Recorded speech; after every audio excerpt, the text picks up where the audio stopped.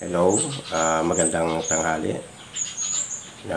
Naway abutan kayo ng aking video na nasa mabuting kalagayan, ligtas saan po magkapamakan, walang karamdaman, saan man po kayo sa sulok ng mundo. Shoutout po sa inyo. At lubos po akong nagpapasalamat sa inyo, mga matyagang nanonood sa aking mga video sa munti kong channel na ito. At salamat po talaga. At ganoon din, lubos po rin ako nagpapasalamat sa tumulong sa pagtubos ng ating ticket pasakay sa barko. So March 20 na po ang ating uwi ng Luzon area sa Pampanga. Unahin ko si Ma'am Elena Maning ng Hawaii, shoutout po sa inyo. At Aurora Ramos, shoutout po sa inyo. At gano'n Victorio Limaris, shoutout po. At Alan P. Bueno, shoutout po. Roger Flores, shoutout po. At Justo Bernaldez, shoutout po. At sa iba pang tumulong sa akin sa pagtubos. So nag-donation para sa aking ticket. Maraming salamat. At gano'n din nawa ay may hinihingi akong tulong po sa inyo. Hindi po muna ako magbabahagi ng orasyon ngayon, kundi ako na naman po ay muling lalapit po sa inyo ng tulong. Hindi po tulong na financial po ang aking hinihingi po sa inyo. Kung kayo po ay may FB, humihingi po ako ng tulong na may report ang FB account na ito, Agimat ni Hector. Sapagkat yung picture na nandyan, ginagamit niya po ang aking picture sa account niya na yan. So nawa ako po ay tulungan na ma-report po yan, kasi kung ako lang po ang mag-isa ang magre-report niyan, hindi po maisasara yung may block ni Facebook. So kahit mga 10 katao lang ang mag-report dito, mas maganda, mas marami, ay maibablock ito ni Facebook upang siya po ay wala pong ma-scam. Sa account niya pa lang po makikita nyo scammer na, dahil lang po ang picture ko ang ginagamit niya. So sa mga paalala po sa mga naglimos dito, siguro may medalyon na dumating pero walang dasal po yun. So salamat po doon sa masugid nating concern, sa nag-concern na i-report sa akin to, at ngayon ay pa-flash ko nga dito sa screen. Salamat sa iyo. Hindi na kita i-mention para yung sa inyong tawag nito, privacy. So salamat po sa iyo, sir. At yun nga, siguro gumagaya sila sa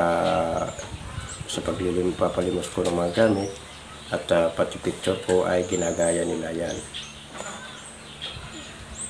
Isa lang po ang aking bali 4 po ang aking FB account, pero ito ang madalas kong buksan, itong account na to.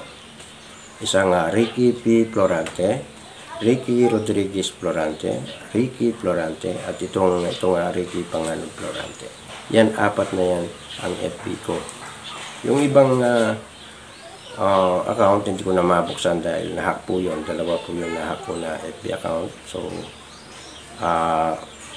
warning lang po, kung nakipag-negosyasyon po pa po kayo sa 2 FB ko,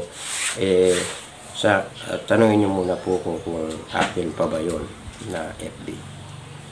So mga kapatid, Luzon, Visayas at Mindanao, at ganoon din dyan po sa abroad, kung kayo po ay may FB, humihingi po ako ng tulong na i-report ang account na ito, yan, upang wala po siyang mabiktima na pang-scam. Kasi ako, kapag ako nagpalimos, iginagaranti ako po ang aking valid ID o personal information. At kung kumontak po yan sa inyo, ah, hindi ko alam ang magiging usapan niyo po. So yun, bala ko itong report sa NBI pero malayo po ako sa Manila. So sa FB na lang po, pakitulungan na lang po talaga ako. Para yung iba natin mga kapatid, hindi po mabiktima ng account na ito. Sa ewan ko, maraming beses na ako na ganyan. Yung picture na ito, yan lagi ang kinukuha nila. Itong napakagandang lalaking picture na yan. Ako yan. Pero yung FB account na yan, hindi ako yan. Yung una ay yung yung una, yung Tres Pico Roma, ginamit nila yung picture ko na ito sa Lolo Berhilio. Kung naalala niyo po yun. So, yun, mabuti inalis niya po yung picture ko. So, yun, nawa ay tulungan niyo po ako sapagkat malaking bagay po yan. Baka akala ng mga nabiktima na ako ang nasa likod ng account na to. Kaya humingi po ako ng tulong sa inyo. Na i-report lang sa inyong mga FB. Search nyo sa FB yung pangalan na ito. At pag nag-plus sa inyong screen, ay may nakasalagay doon, may tatlong tuldok doon, pindutin nyo po yun. At may makikita po kayong report. So yan po ang inyo pong gagawin. Pag yung na-search nyo na sa FB. Maraming pong salamat mga kapatid. Naway ito lang ang aking hinihinging tulong sa inyo. Kasi hindi ko po kaya ako lang mag-isa na mag-report dito. Hindi ko kaya ipa-block sa FB yan. So pag marami pong nag-report yan sa account na yan, ay mabablock talaga ni Facebook. Katulad yung nangyari doon kay Lolo Berhilio. I-block talaga ni Facebook yan. So magandang gabi, araw po sa inyo. Maraming pong salamat sa tutulong po sa akin. God bless.